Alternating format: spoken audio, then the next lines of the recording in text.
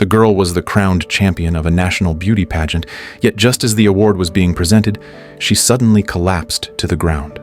Little did she know, this unexpected death would completely change the course of her life. Devastated, Geneva brought her daughter to a renowned local mortician, hoping Anabelle could remain radiant even in her final moments. After Geneva left, Elvis pushed the girl's body into the funeral home. As he slowly pulled away the white cloth covering Anabelle, he was instantly stunned by what he saw. It turned out that just days earlier he had caught a brief glimpse of her. It was nothing more than a fleeting glance, but Anabelle's breathtaking beauty had quietly engraved itself in the hearts of both Elvis and his father.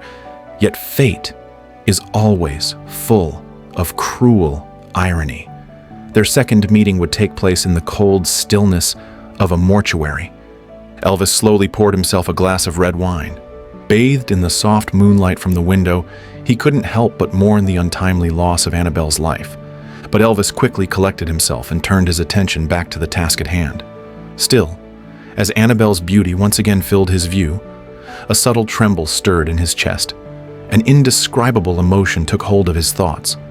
Unable to resist, Elvis gently kissed her, but in doing so, he accidentally triggered the shutter on the camera. At that very moment, a sudden gust of wind howled through the window, snapping him out of his daze. As he rushed to close it, he caught sight of something in the glass reflection. Anabelle was sitting up. His heart skipped a beat, and for a moment he stood frozen in place. But soon, silence once again fell over the room. Elvis stepped forward cautiously, gently touching Anabelle with his fingertips to feel for signs of life. The scene before him felt like a dream, but as Anabelle's steady, warm heartbeat echoed in his ears, his final doubts melted away, and he accepted this miraculous return. Without a second thought, Elvis dialed for emergency services. The next morning, Anabelle woke up in the hospital. Her resurrection made headlines across the media. Driven by a sense of responsibility, the doctor urged Geneva to let Anabelle rest in the hospital, away from the chaos of public attention. But Geneva didn't care. She quickly took Anabelle out of the hospital, swarmed immediately by the blinding flashes of reporters' cameras. Under the flashes, Anabelle's mind was suddenly flooded with a blurred image, like a passing shadow, impossible to grasp. Geneva seized the momentum, pushing Anabelle into every possible endorsement opportunity. Even though exhaustion was written all over Anabelle's face, Geneva paid no attention. After 2.5 days of non-stop shooting, Geneva informed Anabelle they would fly to Chicago in the afternoon to appear on the industry's most prestigious talk show, but Anabelle showed no interest and casually brushed off her mother's excitement. Geneva, I don't want to go on Oprah. It was only then that Anabelle realized her life was like a train steered entirely by her mother. No matter where it went, all she could do was be dragged along. And deep in her heart, that innocent longing still hadn't faded. Maybe all Anabelle ever wanted was just to be a carefree little girl. Looking back at everything she'd endured, no matter how glamorous she appeared on the surface, adored by millions, behind it all was endless pressure and confusion. To look flawless on stage, she had fought against her own body every day, forcing herself to vomit just to stay slim. And to ensure her daughter dazzled under the spotlight, Geneva had even chosen a dress far smaller than her usual size. So once again, Anabelle had to sneak into the bathroom to take extreme measures to manage her weight. But her life, like a fragile flower bud, was slowly withering under unbearable strain. Thankfully, fate gave her one more chance. Not long after, Anabelle found Elvis's home, but she hadn't come to see Elvis. She wanted to speak with his father, Charlie, and uncover the truth behind her survival. Yet perhaps because of some invisible pressure, Elvis didn't give her what she came for. Instead, he turned her away at the door. But as he watched the girl's figure slowly disappear, Elvis suddenly began to speak, introducing himself. By the way, my name is Elvis. Anabelle. Bye. Bye.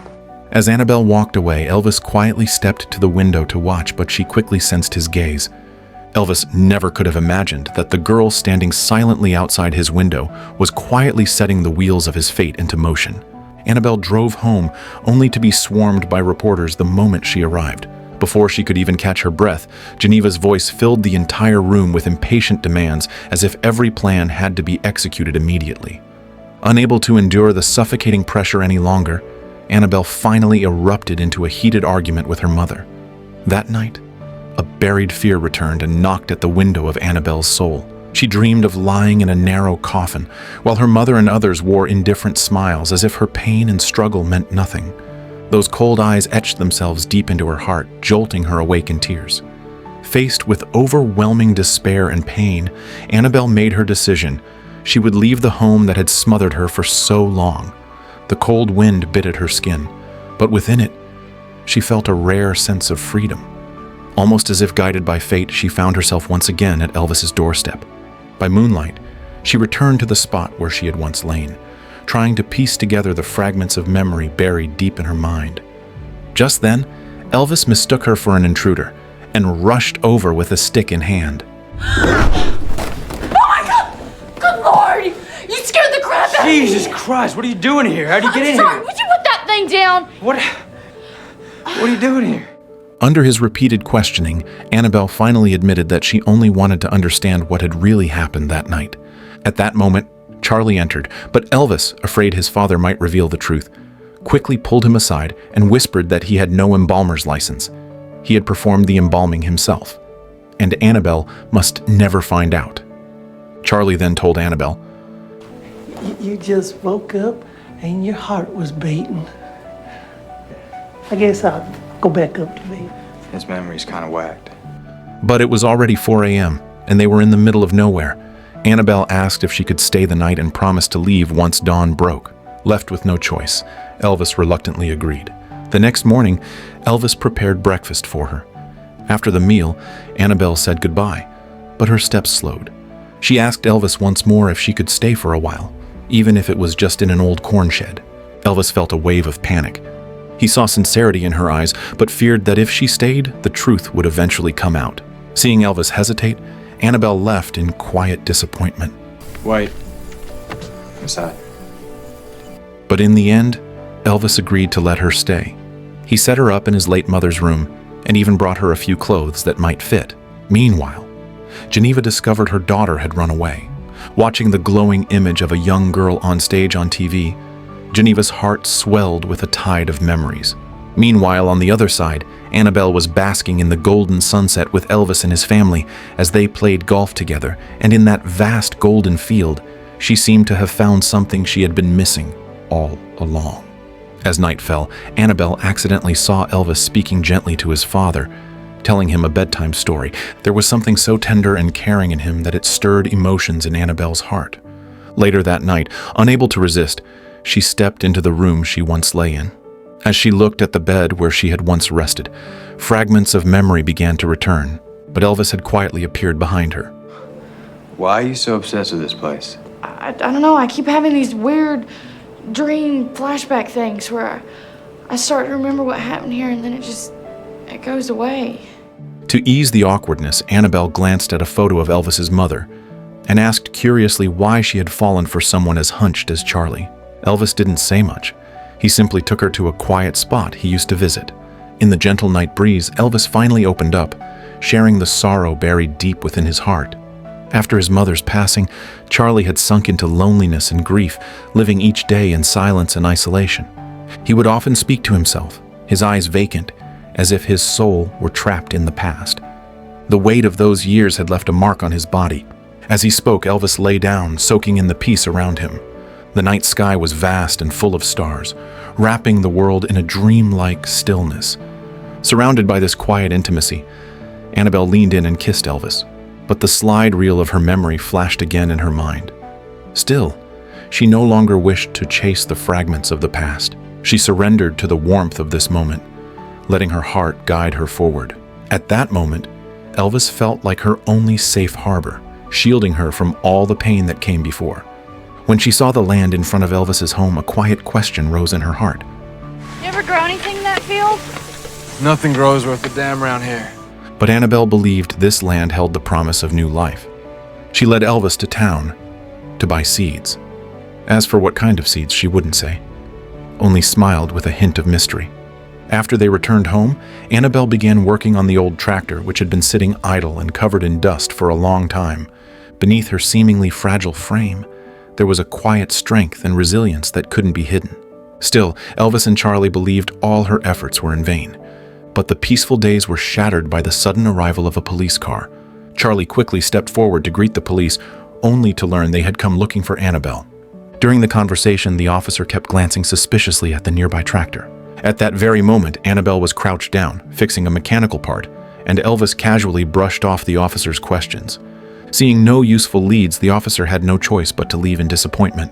Afterwards, Elvis told Anabelle about the police visit, but she didn't seem to care, and simply continued laughing and enjoying the moment with him. By nightfall, the two of them returned to the long bridge once again. A gentle breeze drifted by, and all around them was silent as they leaned against the edge of the bridge, feeling the warmth of the moment. But suddenly, the wail of a police siren shattered their brief sense of peace. Through the window, they saw Charlie being questioned by the officers. Only after the police had left did they dare to head home. Anabelle now realized there was no turning back, and she had to take responsibility for everything, so she decided to hide out at a friend's place. But Elvis couldn't bear the thought of letting her go alone. Listen, I really should get going, but thank you both. Let me figure this out. It's okay. You go. I don't want to leave you alone. It's okay, son. You go ahead. It's all right. After much persuasion from his father, Elvis and Anabelle set off on an uncertain journey together. Yet not long after they hit the road, Anabelle's eyes were already brimming with tears, her heart filled with longing and reluctance for the warmth she was leaving behind. Though fleeting, that time together had filled her with a long-lost sense of warmth and freedom, like sunshine pouring into her soul. But thinking about the unknown that lay ahead, she was overwhelmed by anxiety and fear. Elvis silently gripped the steering wheel, aware of her emotional turmoil but unsure how to comfort her, choosing instead to stay close by with quiet support. As night deepened and stars scattered across the sky, they drove non-stop into the distance. By dawn, the first light spread across the horizon, and after driving all night, they finally reached the place Anabelle had described. But all around them was nothing but desolate emptiness. As Elvis stepped away to look around, Anabelle crept to the driver's seat with a mischievous grin. When Elvis heard the roar of the engine, he rushed back in a panic. Only then did he realize that Anabelle had no so-called friend, and this journey was never meant to have a destination. Anabelle slammed her foot on the gas and the car bolted like a wild horse. The ocean breeze tangled her hair as she laughed wildly, as if determined to leave the past far behind. Elvis sat beside her, unable to take his eyes off her joyful smile.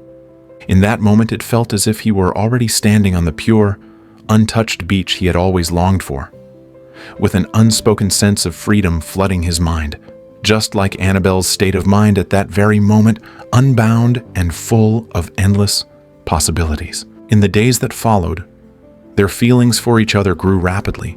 Elvis was completely captivated by Anabelle's smile, often catching himself grinning without even realizing it. They lounged under the sun by the sea, rode merry-go-rounds like carefree children, and indulged in every moment of unrestrained joy. But beautiful days never last. One day, Geneva arrived at Charlie's home and found Anabelle's clothes inside. She then went to Elvis's workshop and discovered a photo from that night. Everything in the photo seemed to confirm that Elvis was nothing short of a dangerous deviant.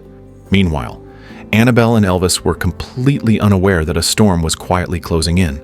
Later that day, they stopped at a gas station, and when Anabelle entered the shop, the owner immediately recognized her. He glanced outside at Elvis, who was pumping gas, and without hesitation, called the police.